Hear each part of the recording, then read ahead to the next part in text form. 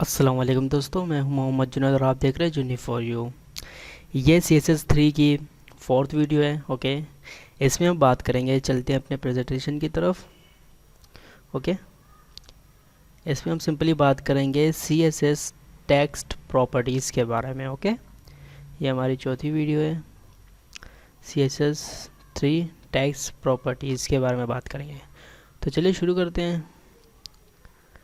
मैंने यहाँ कुछ लिखा हुआ है। ओके, सबसे पहले हम कलर के बारे में बात करेंगे। ओके, उसके बाद टेक्स्ट ट्रांसफॉर्म। ओके, और इसके बाद लेटर स्पेसिंग और word spacing. Okay, letter spacing क्या होता है?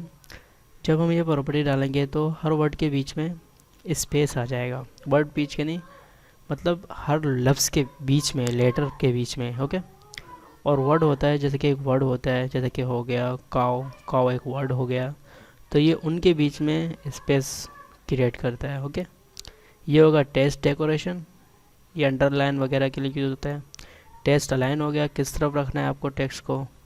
लाइन हाइट और टेक्स्ट इंडेंट। ओके, उसके बाद टेक्स्ट शेडो।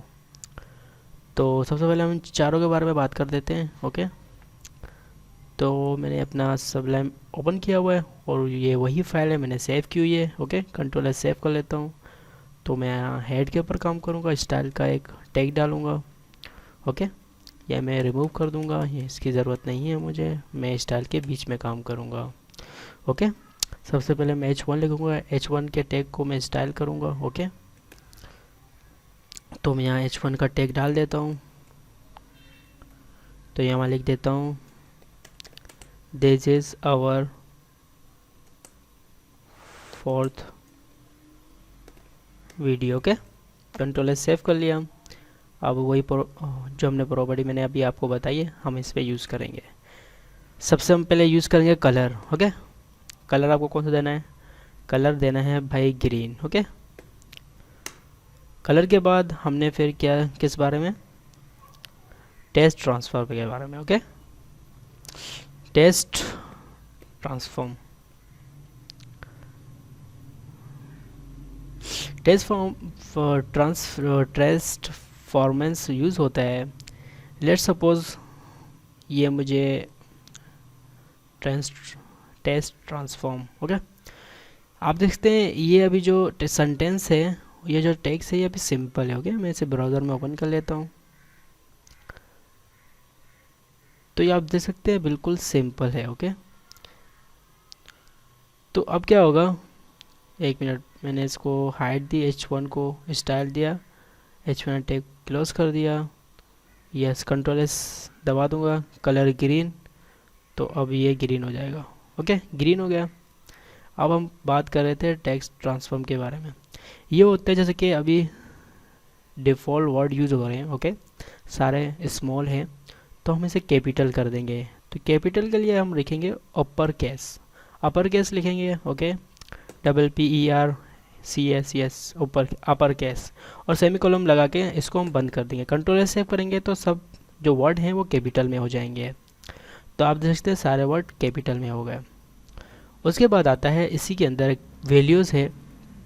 ओके, एक आता है कैपिटलाइज। ओके, ये कैपिटलाइज है। ओके, कंट्रोल एस सेव कर लेता हूँ। तो आप देख सकते हैं जो ये लफ्ज़ है ना, जो जैसे कि अभी दिस लिखा हुआ है, दिस के टी को बड़ा कर देगा, इसके आई को बड़ा कर देगा, और के ओ को बड़ा कर देगा, और फोर्थ को, इसमें तो कोई नहीं है ही नहीं, वीडियो के वी को बड़ा कर देगा। F5 दबाएंगे तो आप देख सकते हैं जो फर्स्ट कैपिटल वर्ड हैं वो बड़े हो गए।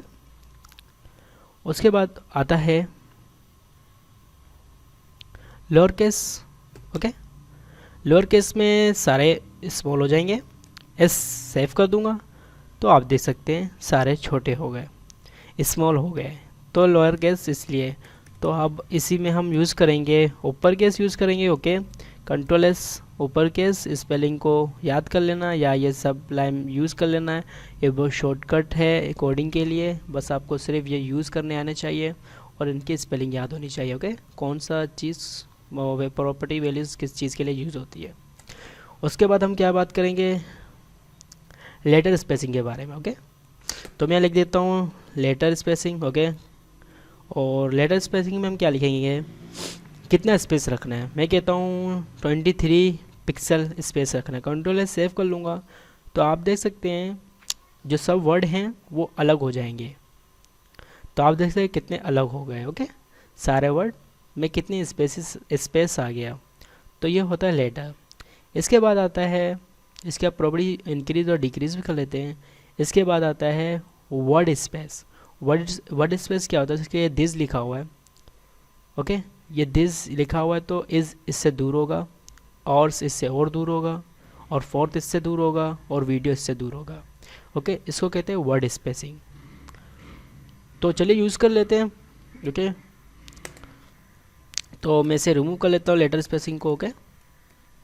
मैं यहाँ लिख देता हूँ वर्ड स्पेसिंग, सॉरी मैंने वर्ल्ड लिख दिया, ओके।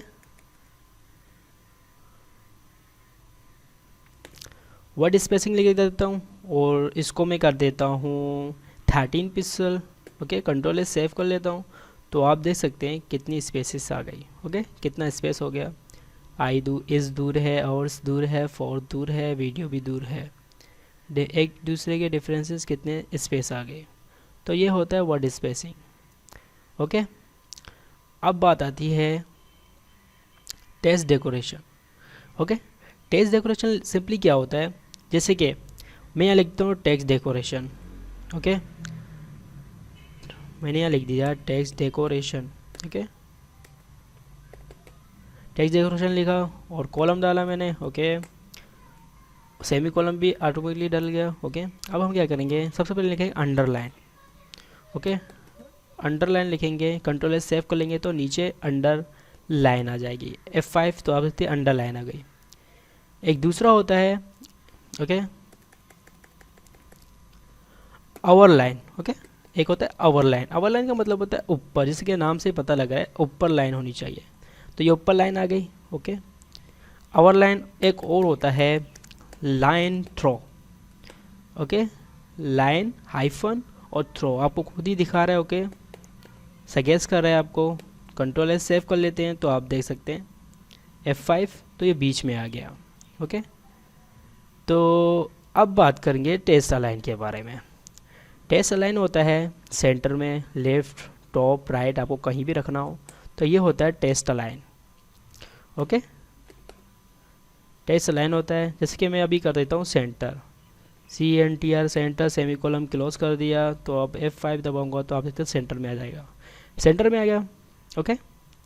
सेंटर में इसके अब मैं इसे क्या करता हूँ, भाई मुझे ये लेफ़्ट में चाहिए, ओके। मैंने लेफ़्ट लिख दिया, कंट्रोल एस सेव तो ये लेफ़्ट में आ जाएगा, ओके। अब मैं कहता हूँ राइट में आ जाए तो राइट में आ जाएगा, RIGHT right, control S save तो आप देखते हैं अब राइट में आ गया, ओके।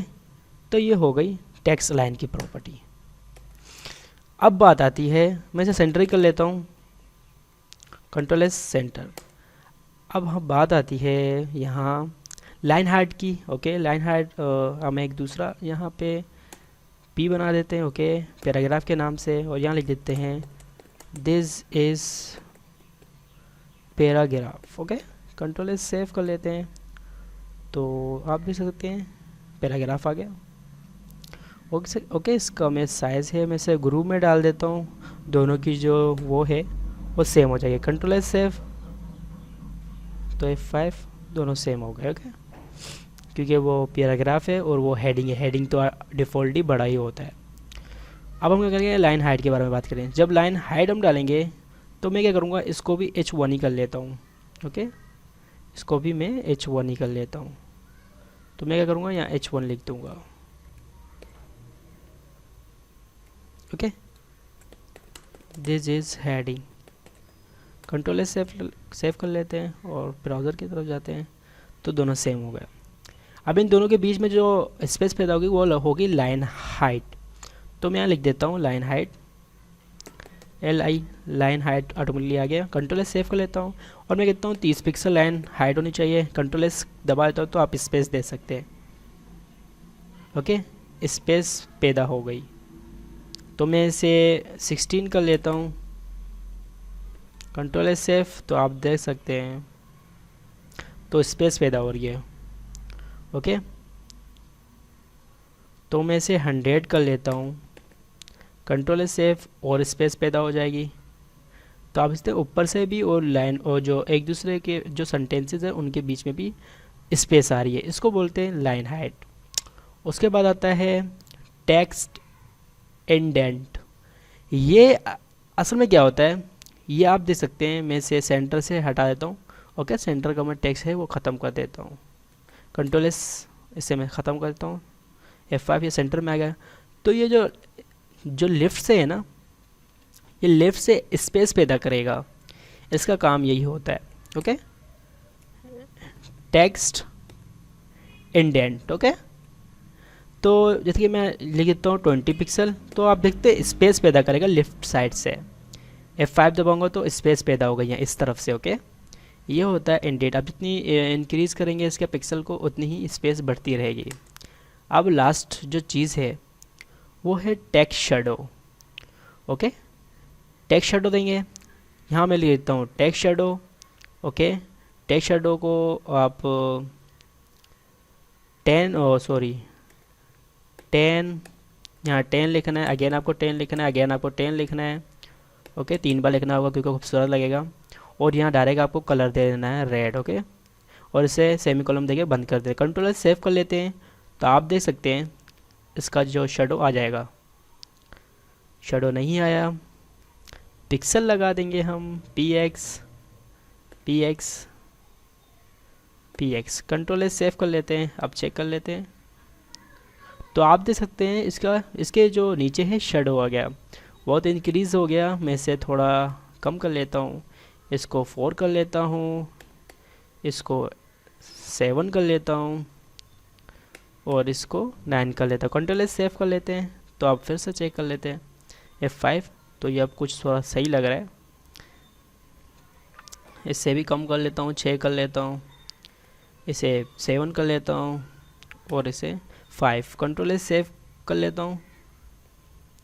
तो F5 मैं सबको सेम ही कर लेता हूँ। ओके, यहाँ मैंने 7 किया, यहाँ भी 7 कर लेता हूँ, और ऊपर वाले एंड वाले में 7। ओके, F5, तो आप देखते हैं जो इसके नीचे शेडो है। ओके, तो अब इसे यूज़ कर ले सकते हैं। मैं 5 कर लेता हूँ, कंट्रोल सेव, तो 5 हो गया। तो ये 5 में कुछ अच्छा लग रहा है। ओके, इसका आप कलर चेंज कर सकते हैं। ओके, लेट सपोज मुझे यहाँ रेड को मिटा के यहाँ मुझे कर देना है पिंक कर देना है, कंट्रोल सेव, तो यहाँ आप पिंक भी कर सकते हैं। तो ये पिंक हो गया। पिंक थोड़ा बहुत लाइट है इसलिए नज़र नहीं आ रहा। ओके, मैं यहाँ ब्लू कर लेता हूँ, PLU ब्लू, कंट्रोल सेव, तो ये ब्लू हो गया। ओके, तो आप देख सकते हैं ब्लू शेडो हो गया।